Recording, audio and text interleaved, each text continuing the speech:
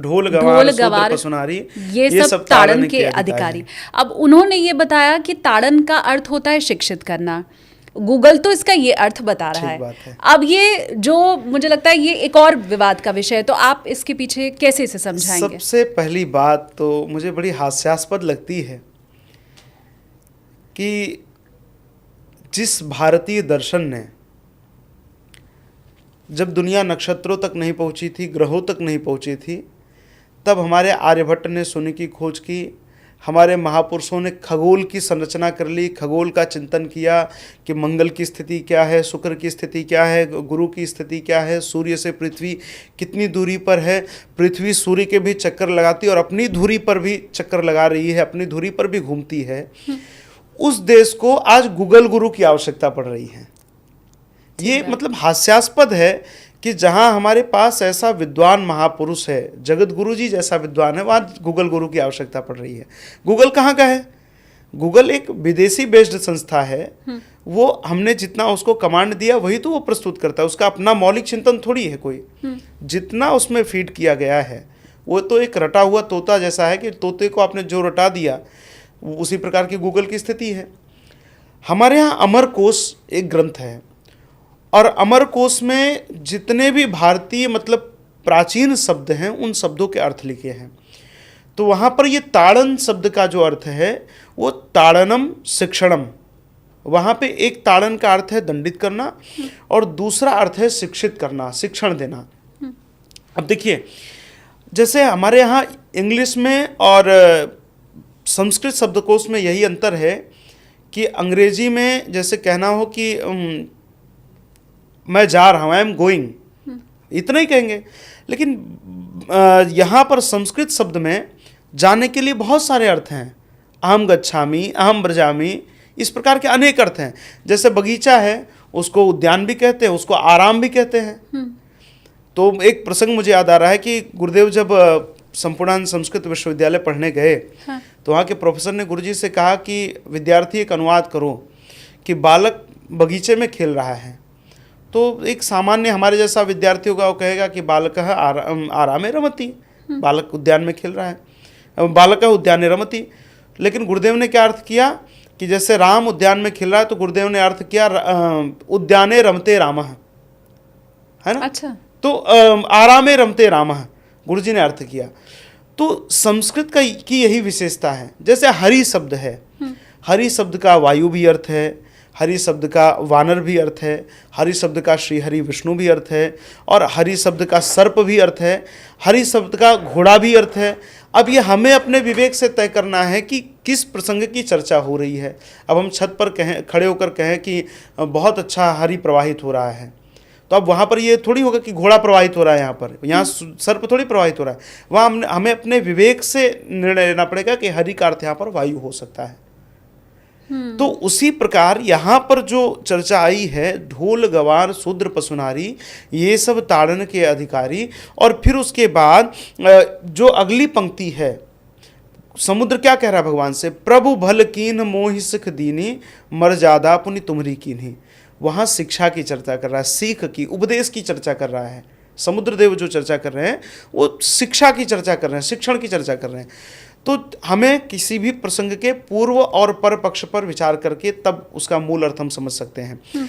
तो वहाँ पर जो आया है वो शिक्षण की चर्चा है। दरअसल हुआ क्या, 500 वर्ष पहले जब पूज्यपाद गोस्वामी जी ने रामचरितमानस की रचना की तो उस समय महिलाओं को शिक्षा का अधिकार नहीं था। मुगल काल था इस देश में, और मुगल काल में महिलाओं की शिक्षा का तमाम ऐसी प्रथाएं थी जो बहुत जड़ता का प्रतीक थी।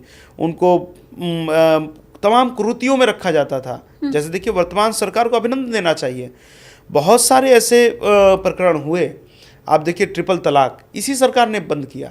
नहीं तो चाहे जैसे आप देखिए व्हाट्सएप पे उस समय तो इतने सारे मीम्स, इतने सारे रील्स आते थे, कोई फ़ोन पर बोल दे रहा है तलाक तलाक तलाक, कोई मैसेज में बोल दे रहा है तलाक तलाक तलाक, और एक संबंध जो था वो विच्छेद हो जाता था। तो पूर्व और पर पक्ष को हमें विचार करना होगा। तो वहाँ पर शिक्षा की चर्चा आई है। तो गोस्वामी जी महाराज उस समय महिलाओं की शिक्षा पर ढोल, अब जैसे ढोल की बात करें कोई व्यक्ति जिसको ढोल न बजाना आता हो और आप उसके पास बैठिए और वो झूठे ही ढप ढप करते रहे, तो आपको मतलब पहली बार वो बजाएगा तो आपको 5 सेकंड के अंदर ही लगेगा कि ये क्या हेडक है। आप उससे कहेंगे कि भाई बंद कर दो, मुझे डिस्टर्ब हो रहा है। हाँ। और वहीं कोई अच्छा यदि वाद्य बजाने में निपुण है, कोई अनुभवी है, तो वो बजाता है तो आदमी थिरकने लगता है। तो ये शिक्षा का अर्थ है कि सीख कर जो बजाएगा वो समाज के लिए, हमारे लिए बहुत आनंददायक होगा। गंवार, जो व्यक्ति मतलब जिसको बोध नहीं है, अब देखिए ना कि बहुत सारे लोग, जब जैसे हमारे घर में भी कोई काम करने वाला व्यक्ति आता है तो उसको हम पहले सिखाते हैं, पहले उसको 2-4 महीने जब ट्रेन करते हैं, जब वो अनुभवी हो जाता है, उसको चलना फिरना उठना बैठना कैसे किसके सामने प्रस्तुत होना है। बच्चा ही है। हाँ। बच्चा भी एक प्रकार का अबोध होता है। जब उसके अंदर बोध नहीं होता तो आप देखिए, उसको आप मिर्ची दीजिए 6 महीने के बच्चे को, तो मिर्ची भी मुख में डालता है। हाँ। लेकिन जब उसको बोध हो जाता है कि यार मिर्ची तीखी है, तब फिर आगे आप उसको मिर्ची दीजिए, आप लाख बार दिखाइए वो नहीं खाएगा उसको। मिर्ची छोड़ दिया, आप उसको सब्जी में दाल में धनिया दिख जाए तो नहीं खाता है, जितना हमने देखा है। हाँ। तो अनुभव जो है देना चाहिए, जिनको बोध नहीं उनको बोध दीजिए। शूद्र, पहली बात तो हमारे यहाँ शूद्र की कोई परिकल्पना ही नहीं थी। गुरुदेव कहते हैं जो सही बात है कि भारत में जातियां थी, जातिवाद नहीं था कभी भी। आप कभी भी देखिए, जातिवाद कभी नहीं था। ये तो आज़ादी के बाद की सारी और अंग्रेजों की जो पॉलिसी थी, डिवाइड एंड रूल, बांटो और राज करो। तो अब हुआ क्या कि अंग्रेजों की एक प्रकार से अंग्रेजों से मिले हुए जो लोग थे वो सरकार में आ गए और फिर उसी प्रकार की मानसिकता सरकार में बनती चली गई। तो जातियों के नाम पर, परंपराओं के नाम पर सबको तोड़ा गया और विशेष करके जो सबसे बड़ा हिंदू धर्म था, हिंदू धर्म को तोड़ा गया। तो मुझे लगता है कि प्रत्येक व्यक्ति को शिक्षा का समान अधिकार है। ये बात आज हम कर रहे हैं, लेकिन गोस्वामी जी ने 500 वर्ष पहले कहा। और उन्होंने कहाँ से कहा? रामचरितमानस में आप जब देखेंगे तो निषाद राज गुह और निषाद राज और भगवान श्री राम एक साथ एक गुरुकुल में पढ़ते हैं, एक साथ एक गुरुकुल में। आप कल्पना करिए, आज निषाद किसको कहते हैं? हाँ। निषाद ओबीसी को, आज की सरकार की दृष्टि में देखें तो ओबीसी है। हाँ। वो और भगवान श्री राम एक गुरुकुल में पढ़े हैं। आप कल्पना करिए कैसा हमारा भारतीय समाज था। आप देखिए कि आज बड़े स्कूलों में, जिसको आप रेप्यूटेड स्कूल कहते हैं, एक गरीब परिवार का बच्चा नहीं पढ़ सकता, लेकिन भगवान श्री कृष्ण और सुदामा एक साथ एक गुरुकुल में पढ़े। और आप जो प्रसंग सबसे ज़्यादा चर्चित है कि वर्षा हो रहा था, लकड़ी तोड़ने गए, तो भगवान श्री राम उस समय भगवान श्री कृष्ण यदुवंश के शिरोमणि बन चुके थे, यदुवंश में उनकी कीर्ति स्थापित हो गई थी। लेकिन फिर भी वो एक हमारी दृष्टि से जो धनहीन सुदामा थे, उनके साथ जंगल में लकड़ियाँ तोड़ने जाते थे। अर्थात शिक्षा का समान अधिकार था, दोनों को समान सेवा करनी पड़ती थी। हाँ। और आप राम युग में देखिए तो गुरुदेव वशिष्ठ के चरण दोनों भाई, मतलब चारों भाई दबाते हैं, गुरुदेव की आज्ञा होती तब विश्राम करने जाते हैं। तो ये हमारे यहाँ शिक्षा पद्धति थी। तो हमारे यहाँ कोई शूद्र की परिकल्पना ही नहीं थी। हमारे यहाँ गुरुदेव कहते हैं कि जो व्यक्ति सोच में दिन रात अपने आप को नष्ट कर रहा है वो शूद्र है, और कोई शूद्र नहीं है। जो व्यक्ति निरंतर सोच के डिप्रेशन में जाकर के अपने को नष्ट कर रहा है, अपने परिवार को नष्ट कर रहा है, वो शूद्र है। तो ऐसे व्यक्ति को हमें शिक्षा देनी चाहिए, जिसको आजकल कहते हैं ना कि जब हम लोग जाते हैं उसके लिए काउंसलिंग करने जाते हैं। हाँ। तो एक प्रकार से काउंसलिंग है। और फिर नारी की जो बात आई, तो उस समय मुगलों में, मैंने पहले ही चर्चा की कि मुगलों में महिलाओं की शिक्षा के प्रति जागरूकता नहीं थी। अब आप देखिए, अभी 15 दिन पहले की घटना है, अफगानिस्तान से एक खबर आई, मैंने तो पढ़ा था उसको न्यूज़ में, कि एक 6 वर्ष की बच्ची का विवाह एक 38-40 वर्ष के युवक के साथ तय हुआ, और वो जब 8 वर्ष की हो जाएगी तो उसका विवाह करा देंगे। तो आप बताइए कि कहीं से ठीक है क्या? कहीं से ठीक है ये? आज की स्थिति में तो मुझे नहीं लगता कि ये ठीक होगा। किसी परिस्थिति में ये ठीक नहीं होगा। हाँ। तो मुझे लगता है कि अब उस बच्ची को यदि शिक्षा देंगे तो वो अपने कल्याण का मार्ग प्रशस्त कर सकती है। वो अपना नीर क्षीर विवेक का कि दूध क्या है और पानी क्या है वो तय कर सकती है। तो इसलिए गोस्वामी जी ने उस समय महिलाओं की शिक्षा के लिए बात की।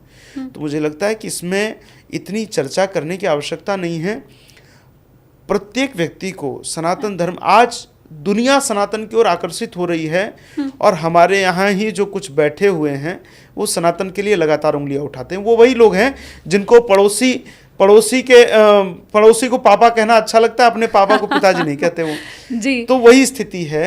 हाँ। आज दुनिया भारतीय संस्कृति की ओर, आप रसिया जाइए, आप अमेरिका जाइए, आप तमाम स्थानों पर जाइए, तो लोग सनातन धर्म की ओर आकर्षित हो रहे हैं और हमारे लोग जो हैं वो लगातार अपने ही धर्म के ऊपर उंगलियां उठाते हैं। मुझे लगता है कि इस प्रकार का चिंतन बहुत ही घृणित है। अब महापुरुष, आप गूगल गुरु के मार्गदर्शन से हट करके हमारे जो जगत गुरु जी कह रहे हैं, जो हमारे महापुरुष कह रहे हैं, उनके चिंतन को हमें स्वीकार करना चाहिए और इस प्रकार की बातों को समाज में और लेकर जाना चाहिए। जो इन बातों से थोड़ा बहुत दुखी हुए हैं, भाई ऋषि कौन है, मुनि कौन है, जो निरंतर मनन करे, ऋषि मंत्र दृष्टार, जो वेदों का चिंतन करे, मंत्रों का दर्शन करे, वो ऋषि मुनि हैं। तो इस प्रकार के यदि ऋषि अपना कोई चिंतन समाज को दे रहे हैं तो मुझे लगता है उसका स्वागत करना चाहिए।